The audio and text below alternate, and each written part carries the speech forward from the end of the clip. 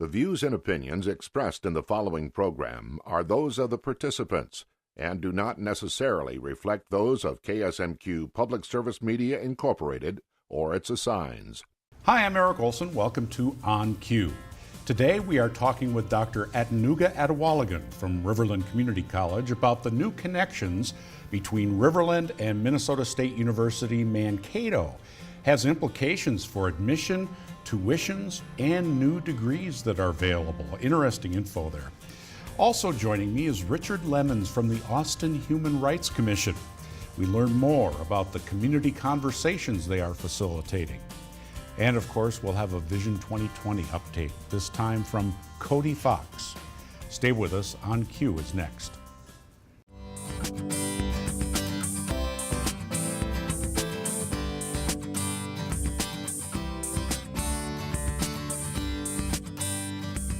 From KSMQ Television in Austin, this is On Cue, connecting interesting issues and interesting people. On Cue. The Austin Human Rights Commission works in the Austin community to ensure all folks, all residents, are respected. And here to tell us more is Chair Richard Lemons. Welcome. Thank you. Good to be here. There is a kind of a lack of information sometimes with this organization. Doesn't get the big headlines a lot of times in the local media, but yet, especially in our part of the state these days, this is a very, very important issue and organization. Tell us a little bit about it. I'd be happy to, Eric. First of all, I agree with you that a lot of people don't know about us. We believe as a commission that if we walk down Main Street and ask 20 people at random what they knew about the Human Rights Commission, the predominant answer would probably be, duh, not knowing what we are or even if we exist. So we've been really busy getting the message out about who we are and what we're trying to do. We think that's an incredibly important part of what we're doing right now as a commission, is to make sure others know that we're out there. Because I think of, my confusion is with like civil rights commissions. You sometimes, in metropolitan areas, there are organizations that interact with police, you know, when there's an allegation of wrongdoing that is motivated by the culture, where somebody came from. So there's the name of it too can mean several different things. Sure, it can. And we subscribe actually as the Austin Human Rights Commission to the Universal Declaration of Human Rights as subscribed by the United Nations. And it's 30 articles that talk about various things, and they do cover some of the same items of civil rights. So some of the civil rights are included in there, but it's a little more extensive list than that. Also, if people had a concern that they believed merited investigation, we do have a telephone number they can call into. It's actually Trish Weichman's number at the City Hall, and she's our city interface for the Human Rights Commission. And if there is something that needs to be investigated, we can refer people on to the state office. That's the Minnesota Department of Human Rights, which actually does the investigations. Okay, now I'm going to throw you a real softball here. A lot of folks might think, well, human rights, that's a problem that happens someplace else. That's something I see on the news about some other continent or something where there's terrible upheaval. That's not the case. There are issues here as well. They go on right here in our own community. There are issues with both how the citizens and how the authorities deal with individuals that are concerning. Much of that is really related to how people perceive how they're being treated. Sometimes the treatment could in fact be equal, but because of perceptions it could feel very different. So it's really incredibly important that we understand the different paradigms around the world and how people would perceive the treatment that they receive.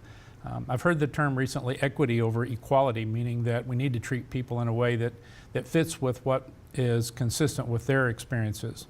That's interesting. So the same action can be perceived differently. Yeah, absolutely, it could be. Yeah, it could create some sense of discrimination where there might not have been that intent. And what is your process within your organization? You're having community conversations. Correct.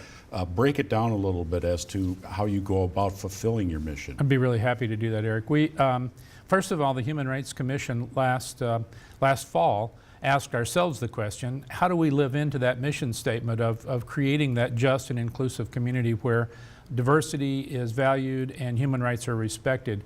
So really important for us to think about what actions should we be taking.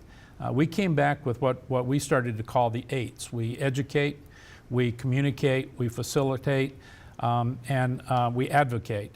And so the 8s kind of became our watchword for what we're doing, and we said within that, we really need to be thinking specifically what kind of actions we should take. So we took our mission statement and we kind of tore it apart and took out the 3 pieces of valuing diversity, of respecting human rights, and of creating a just and inclusive community, and considered those to be our high-level strategies. And then underneath them, we've started hanging specific action items. In our planning session, we asked each of 3 groups to go away and come back with the top 3 items that they would say would be action items to hang below those strategies. And in all 3 groups, they came back with conversations. So it was an independent activity that the 3 groups came back with, but a commonality in that one item. That's led us to believe that should be a critically important part of what we do in this year.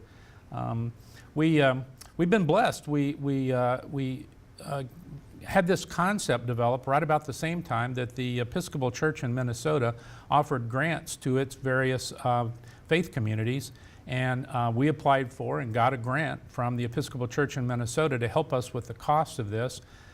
We will be using the resources of both the budget that we have and the grant that we received from the Episcopal Church in Minnesota. And this will be going around and having conversations? The basic concept would be to gather a largest possible group of people from the most diverse backgrounds that we can into a room and talk about some topics that would be of general interest. That might be things like housing and education and things that I think a lot of people are concerned about, but also potentially about what we're calling hot topics. A hot topic would be a kind of a flash event, something that comes up either nationally or locally. I think a good example of that would have been when the Adrian Peterson disciplining issue came up, that we would have had an opportunity when that happened to consider that a hot topic and to convene a conversation around that. I think specifically we would find there are a lot of cultural differences in how people discipline children in various ethnic and cultural groupings in our community, and we would see that there would be a lot of difference of opinion about how that should be done. And then that would be the end of the conversation, or is there a one way is right and one way is not right? You know, where do we go Yeah, from great question, Eric. There's several things we hope come out of a conversation. At the top level, we hope people learn something about each other. So there's just a basic learning process that we would anticipate would happen. We would hope that they come away with some empathy for each other, so they would actually be able to understand and recognize where the other person is coming from in that. In the end, though, if our conversations don't lead to some action, then we're going to regard the conversation as not as successful as we would have wanted. So we do want some sort of action to come out of it.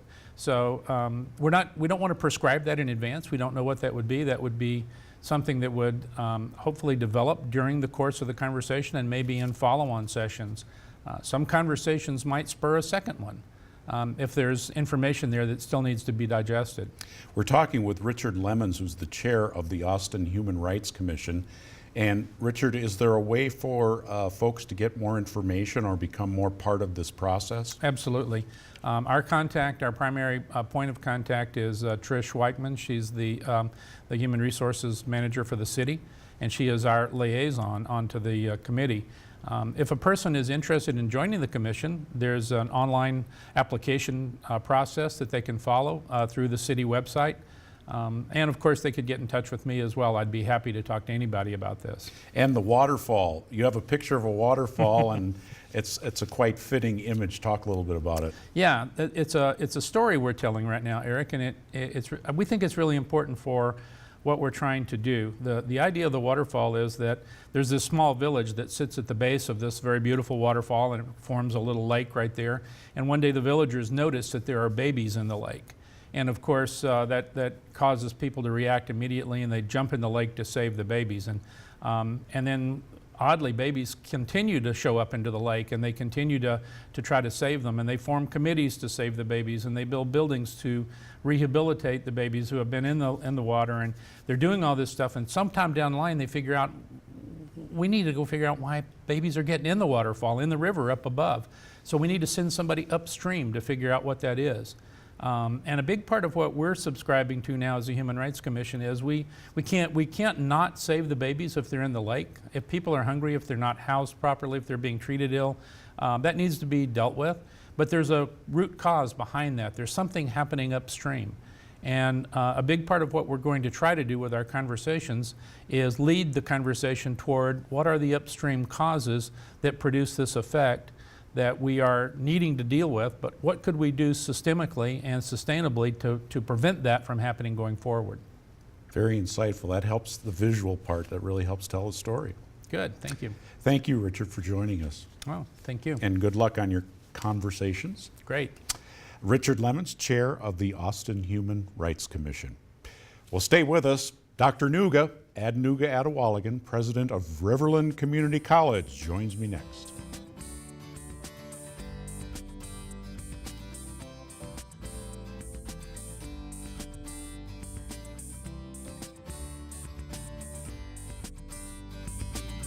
You can watch On Cue anytime by visiting the KSMQ TV website, ksmq.org.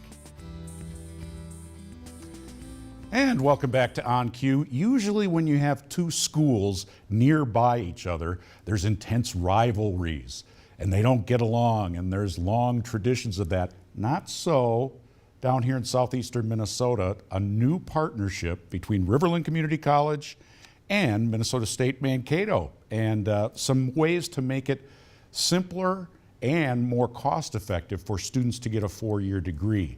It was a great outside-the-box project led by our guest here, Dr. Adenuga Atewologun, who's president of RCC here in Austin. Welcome, sir. Thank you. I'm glad to be on this show.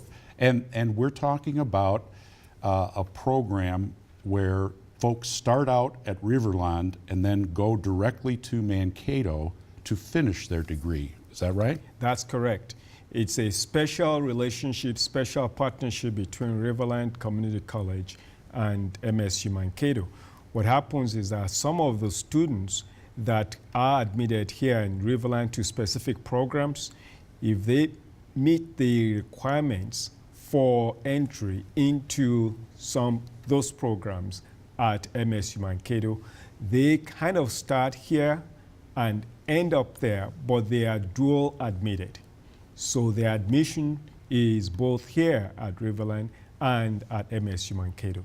And you have 4 or so programs that you're starting out with. Very true. We have 4 programs. Business is one, accounting is another, computer science technology is another, and administration is another one. We hope that would expand those to other programs with time.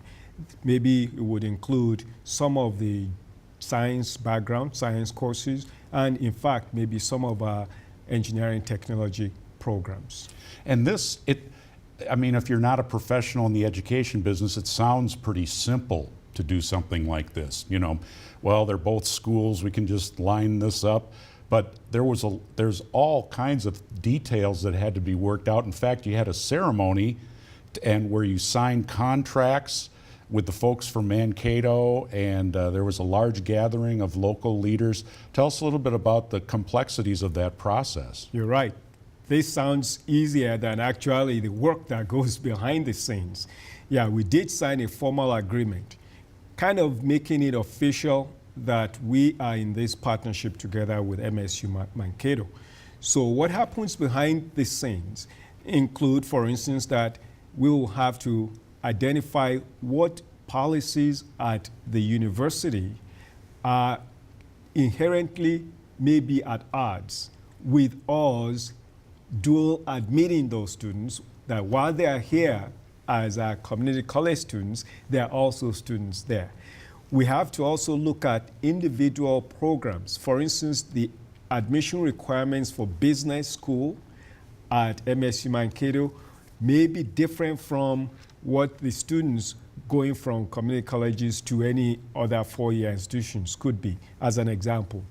Maybe to get in as a freshman in MSU Mankato, perhaps you have to have a certain GPA, all right? Or perhaps you have to compete with a few other students without declaring your major first. And then when you are a junior or a sophomore, that's when you could then declare a major. So some of those nuances are actually things that you have to iron out. You've got to get the faculties together and make sure that you smooth those kinks. Certainly. In the forefront. Are you looking at this coming fall or starting? Definitely, yeah. Starting this fall, we'll have students that are dual admitted, and they can start here.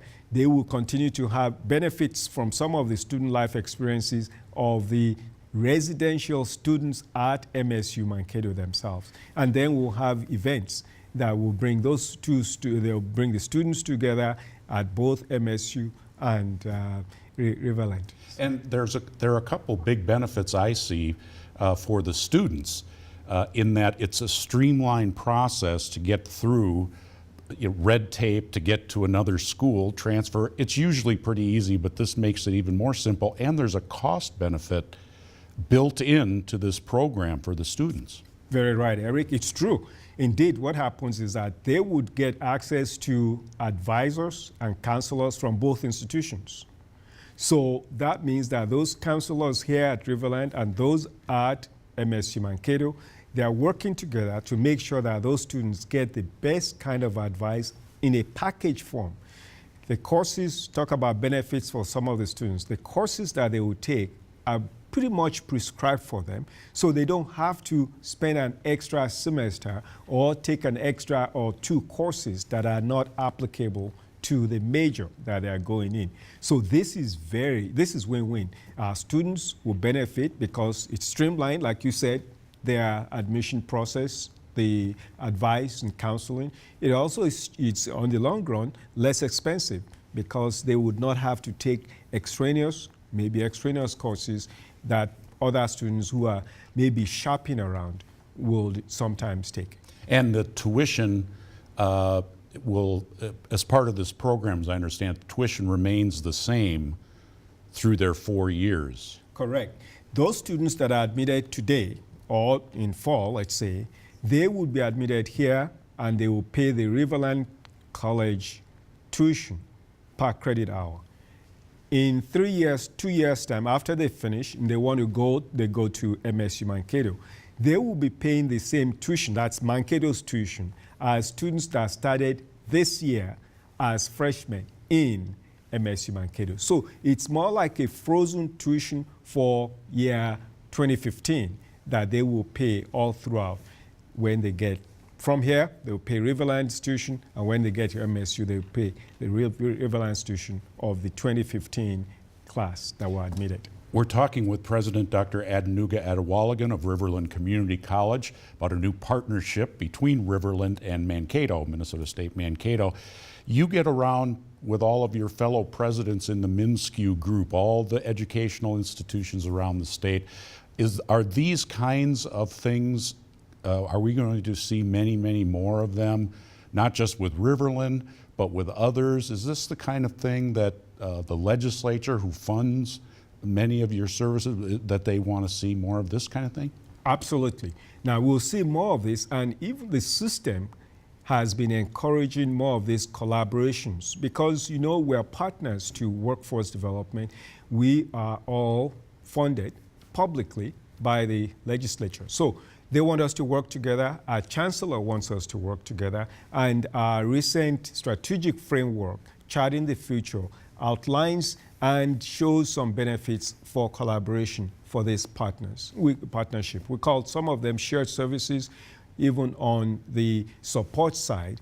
So to see these academic partnerships, it's definitely the way forward. It's good. If a student is interested in taking up this program, do they just contact any counselor at Riverland, or is there a special website they need to go to or a phone number?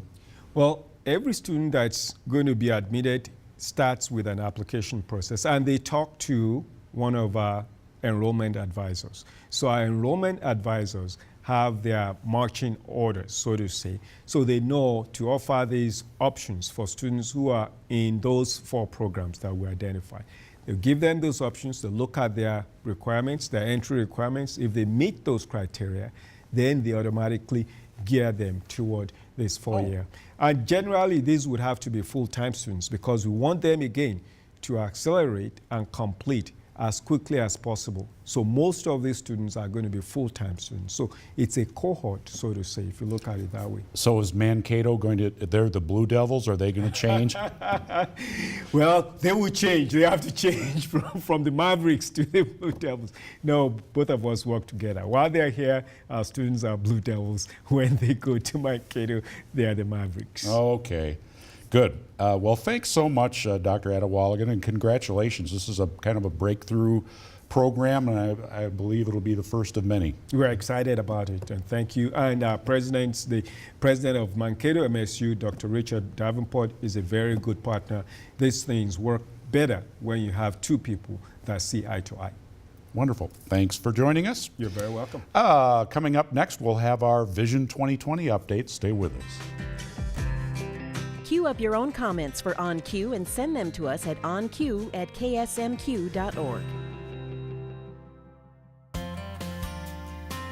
On Cue's Vision 2020 segment is brought to you by Hormel Foundation, Games People Play, and Turtle Creek Estates. And welcome back. Time now for our Vision 2020 update. Cody Fox joins us from the Embrace and Maintain Our Waterways Committee in Austin. Welcome, sir. Thank you. You're doing some work with your volunteers on Dobbins Creek. Yes. And where is that for folks that don't really know about it? Well, actually, the Dobbins Creek runs right through Austin. It's the creek that comes through the Nature Center. That we would, some people would call the Cedar River, or is that's not right? It flows into the Cedar River down by Dresner Park. Okay. Down there.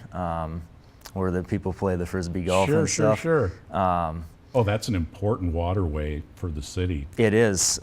It's one of our flashiest streams of the area. The stream actually goes all the way northeast, almost, just south of Brownsdale, and then heads up towards Dexter. I would say just a little bit west of Dexter. A watershed of about 25,000 acres. My goodness. And it's important. So what are you trying to do with your helpers, the volunteers, to try to make it better? What are you working on? We're trying to collaborate people together to get them knowledgeable about some of the issues that we have, kind of gather some strengths and start putting additional projects on the ground to help ease flooding, soil erosion, water clarity. All those kind of go hand in hand to make the community and the waterways more successful and more vibrant. Is that for the use of Dobbins Creek? I mean, it's not, you can't canoe on it, right? It's not big enough. I mean, would it be for fishing, or what other uses do you think? Some people do fish it to the extent, that's a little questionable of what you can exactly get in there. I suppose in the spring there's probably more fish that may spawn up in there potentially. But if all these things happen and you really make progress with the creek, we'll have less erosion, we'll have less runoff. Yep, our primary goal is when you get these larger rains, that's when typically you have, your worst water clarity. It's usually almost looks like mud coming through through the creek. Our goal is to start slowing the water down.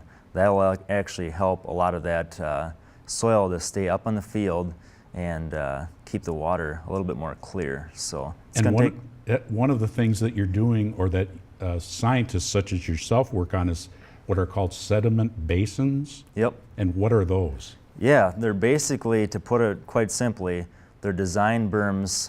Typically landowners and even contractors that move dirt will work with us, and we'll go out there, survey the area, figure out how much water goes down through there, and basically what we're doing is building a berm and then putting an inlet. So the water, instead of just kind of coming down off the hill and possibly creating a gully, which typically in that case it does, we'll actually build a berm, slow that water down, and then put a tile intake and drain it safely. So you're actually slowing all that water down and keeping the sediment on the field versus boom, right into the creek. Okay, so it's the speed, you slow it down, and that allows the sediment to go down, or is there a screen or something? There's no screen, but what happens is the water starts ponding up temporarily for usually about 24 hours. And that's good for farmers. It doesn't damage their crops too much, but it allows that sediment to drop out of the water and actually kind of settle. We actually have many pictures where after floods, you'll go out to these sediment basins where after they dry up, and you can see piles of dirt from up above that. And typically they're on real heavy rains, Sure. but that's exactly how they work. They catch the sediment on the field instead of putting them down in the stream. Once it hits the stream, it's gone. How did you learn how to do this? Is there a soil science that you studied in school? Natural resource management degree. You get a lot of information from the people before you, and they established all these relationships. And fortunately, I just got a bunch of good coworkers and stuff that helped teach me along the way. Conservation organizations are around the state, and we all work together very closely and have very good relationships. So that definitely helps. I definitely can't say I just came in here knowing all this information. Well, it's fascinating, and thanks for sharing a bit of it with us, Cody. It is. Thank you. Cody Fox, Embrace and Maintain Our Waterways Committee. That'll do it for this edition of On Cue. I'm Eric Olson. We'll see you again next time.